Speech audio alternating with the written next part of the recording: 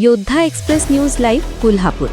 हातकणंगले तालुक्यातील तळसंदेमधील शामराव पाटील निवासी व अनिवासी शिक्षण संस्था संकुलामधील प्रकार, मारहाण करणाऱ्या रेक्टर विरोधात वडगाव पोलीस ठाण्यात गुन्हा दाखल। रेक्टरकडून विद्यार्थ्याला अमानुष मारहाण, ज्युनियर सिनियर विद्यार्थ्यांमध्ये आपसात मारामारी।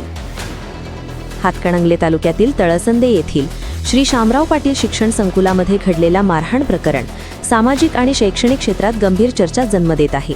स्थानिक रहिवासी व शिक्षकांमध्ये धक्कादायक ठरलेल्या या घटनेत संकुलाचे रेक्टर यांच्याविरुद्ध वडगाव पोलीस ठाण्यात तक्रार दाखल करण्यात आली आहे। तळसंदे येथील श्री शामराव पाटील शैक्षणिक संकुल ही शिक्षण क्षेत्रातील नावाजलेली संस्था असून येथे विद्यार्थी व पालकांमध्ये मोठा विश्वास आहे। मात्र संकुलातील एका प्रकारामुळे रेक्टरवर मारहाण केल्याचा प्रकार समोर आल्याने शैक्षणिक वातावरणावर नकारात्मक परिणाम झाला आहे। स्थानिक महिलांनी व शिक्षकांनी दिलेल्या माहितीनुसार रेक्टर व त्यांच्या विरोधकांदरम्यान काही कालावधीत वाढलेले तणाव आणि मतभेद यामुळे हा प्रकार घडल्याचा अंदाज व्यक्त केला जात आहे। वडगाव पोलिसांनी पक्षपात न करता या प्रकरणाचा सखोल तपास सुरू केला आहे। पोलीस अधिकारी म्हणाले, आम्ही घटनेची सर्व बाजू तपासत आहोत। संघटित शिक्षण संस्था असली तरीही शिस्तीचं उल्लंघन झाल्यास कोणतेही गृहीतके ठेवली जाणार नाहीत। आरोपी रेक्टर आणि मारहाण करणारे व्यक्तींना पोलीस चौकशीसाठी बोलावण्यात आले आहे आणि पुढील कायदेशीर प्रक्रिया लवकरच पार पडेल।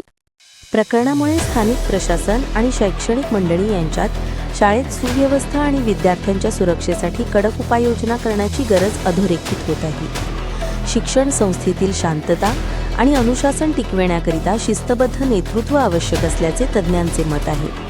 विशेष म्हणजे श्री शामराव पाटील शिक्षण संकुल पूर्वीही प्रतिष्ठित शैक्षणिक संस्था म्हणून ओळखले जाते। येथे विद्यार्थ्यांच्या सर्वांगीण विकासासाठी विविध शैक्षणिक व सांस्कृतिक कार्यक्रम नियमितपणे घेतले जातात।